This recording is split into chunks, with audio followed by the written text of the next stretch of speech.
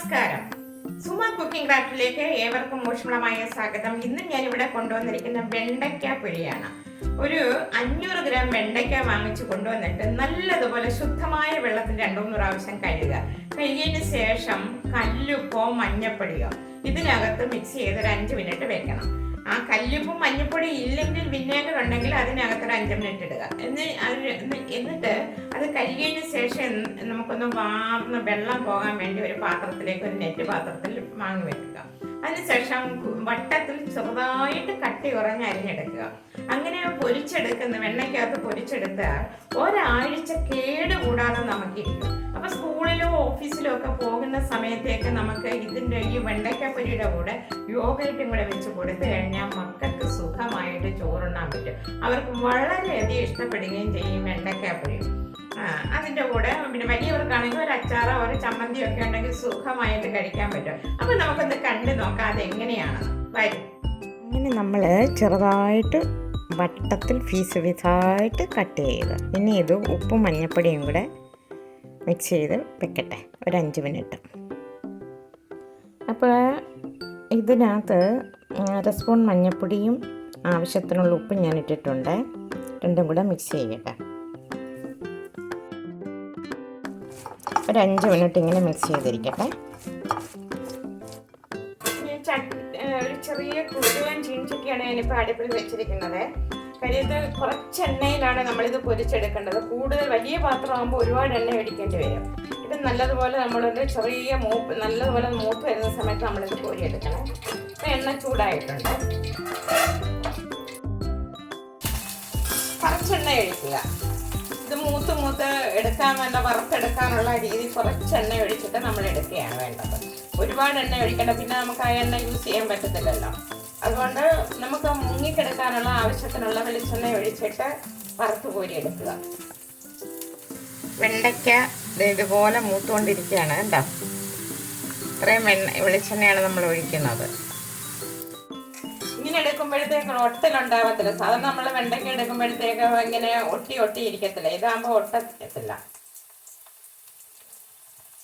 വെണ്ടയ്ക്ക എടുക്കുമ്പോൾ വിനാഗിരിയിലാണ് ഞാൻ ഇത് കഴുകിയെടുത്തിരിക്കുന്നത്. വിനേഗർ ഇല്ലെങ്കിൽ കല്ലുപ്പ് വേണം. കല്ലുപ്പും മഞ്ഞപ്പൊടിക്കകത്ത് ഒരു 5 മിനിറ്റ് നമ്മൾ ഇട്ടേക്കണം. കൊണ്ടുവന്ന ഉടനെ നമ്മളൊരു 3-4 പ്രാവശ്യം നല്ലതുപോലെ കഴുകാൻ പല സ്ഥലത്തെ തട്ടിയിട്ടാണ് കൊണ്ടുവരുന്നത്. അപ്പം നല്ലതുപോലെ നമ്മൾ കഴുകിയതിന് ശേഷം വേണം മഞ്ഞപ്പൊടിയിലും കല്ലുപ്പിനകത്തിടണം. മറ്റേ ഉപ്പല്ല, കല്ലുപ്പിനകത്തിടണം. കല്ലുപ്പും മഞ്ഞപ്പൊടിയും വിനാഗിരി ഇതിലേതെങ്കിലും 1-2 ചെയ്യണം. വിനാഗിരി ഒഴിക്കുമ്പോഴത്തേക്കും മഞ്ഞപ്പൊടിയും കല്ലുപ്പും ഇടേണ്ട ആവശ്യമില്ല. ഞാനിവിടെ വറുത്ത് പോരട്ടെ.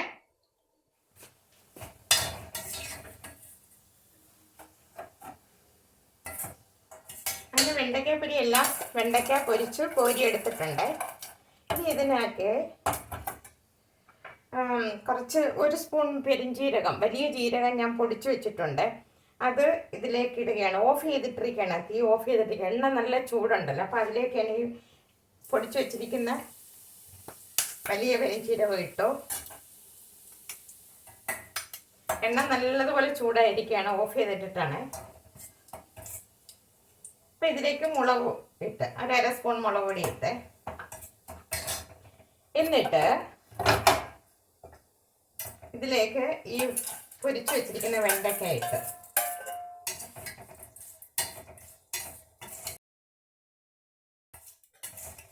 കറിവേപ്പില ലാസ്റ്റ് ഇട്ട എണ്ണ നല്ല തിളച്ചിരിക്കുന്ന എണ്ണയല്ലേ, അപ്പം നല്ല സ്മെല്ലുണ്ടാവും. ഇതിനകത്ത് ഞാൻ മഞ്ഞപ്പൊടിയും ഉപ്പും കൂടെ പുരട്ടി വെച്ചിരുന്നതാണ്. അപ്പം ആവശ്യത്തിന് നിങ്ങൾ ഉപ്പിടുക. പിന്നെ ഇപ്പം ലാസ്റ്റ് ഇട്ടത് പെരിഞ്ജീരകം, വലിയ ജീരകവും മുളക് പൊടിയും കൂടെയാണ്. ഇങ്ങനെ വറുത്ത് ഒരാഴ്ച നമ്മൾ കുറച്ചേറെ ഇട്ട് വെച്ചാൽ നമുക്ക് കുഞ്ഞുങ്ങൾക്ക് സ്കൂളിൽ ഇതിൻ്റെ കൂടെ തൈരുമായിട്ട് കൊടുത്തു വിടാൻ പറ്റും. അപ്പം ഞാനിനി ഒരു പാത്രത്തിലേക്ക് ചേഞ്ച് ചെയ്യട്ടെ. ഓക്കെ, അപ്പം നമ്മുടെ വെണ്ടയ്ക്ക പിന്നെ റെഡി ആയിട്ടുണ്ട്.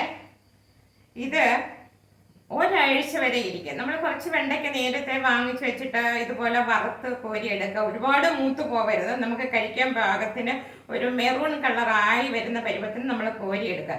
കുറച്ച് എണ്ണ ഒഴിച്ചിട്ട് കുറച്ചിട്ട് വറുത്ത് കോരിയെടുക്കുക. എടുത്തിട്ട് ഞാൻ പെരിഞ്ജീരകം വറുത്തതല്ല, ഫ്രഷ് ആയിട്ടുള്ളത് കല്ലിൽ വെച്ച് ചതച്ചിട്ട് നമ്മൾ ഇതെല്ലാം കോരി കഴിഞ്ഞതിന് ശേഷം തീ ഓഫ് ചെയ്തിട്ട് ആ എണ്ണയ്ക്കകത്തിട്ട് മൂപ്പിച്ചിട്ട് ഈ കറിവേപ്പിലയും അതിൻ്റെ കൂടെ മുളകും കൂടെ നമ്മൾ ഇടുകയാണ്. ആദ്യം മുളകും പെരിഞ്ചീരവും എല്ലാം കൂടി ഇട്ടെന്ന് ആയി കഴിയുമ്പോഴത്തേക്ക് കറിവേപ്പിലയും ഈ പൊരിച്ചു വെച്ചിരിക്കുന്ന വെണ്ടയ്ക്കയും കൂടെ അതിനകത്തിട്ടൊന്ന് ചിക്കി കോരിയെടുക്കുക. ഇങ്ങനെ ഒരാഴ്ച വെച്ചിരുന്നാൽ നമുക്ക് നമ്മുടെ കുഞ്ഞുങ്ങൾക്ക് സ്കൂളിൽ എല്ലാവർക്കും സ്കൂളിലോ ഓഫീസിലോ ഒക്കെ പോകുന്നവർക്ക് ഇതുപോലെ ഒരാഴ്ച വെക്കും. പെട്ടെന്ന് നമ്മുടെ ജോലി കഴിയും. അതിൻ്റെ കൂടെ ഇച്ചിരി യോഗയിട്ടും കൂടെ കൊടുത്തു വിട്ടാൽ മതി. തൈര്, പുളിയില്ലാത്ത തൈര്, അങ്ങനെ നമുക്ക് പെട്ടെന്ന് ജോലിയും തീരും. മക്കൾക്ക് ഇത് ഇഷ്ടമായിരിക്കും. കാര്യം വെച്ചാൽ ഒരു നല്ലൊരു മസാലയുടെ, ഞാൻ മസാല പൊടിയല്ല ഇട്ടിരിക്കുന്നത്, വലിയ ജീരകം ചതച്ചാണ് ഇട്ടിരിക്കുന്നത്. അപ്പം ഞാൻ എല്ലാവർക്കും ഇഷ്ടപ്പെട്ടു എന്ന് വിശ്വസിക്കുന്നു. ഇഷ്ടപ്പെട്ടിട്ടുണ്ടെങ്കിൽ ലൈക്ക് ചെയ്യുക, ഷെയർ ചെയ്യുക, സബ്സ്ക്രൈബ് ചെയ്യുക. ഇത് ഞാൻ നിങ്ങളുടെ മുന്നിൽ ഒരു പുതിയ വീഡിയോ ആയിട്ട് വരുന്നതായിരിക്കും. നന്ദി.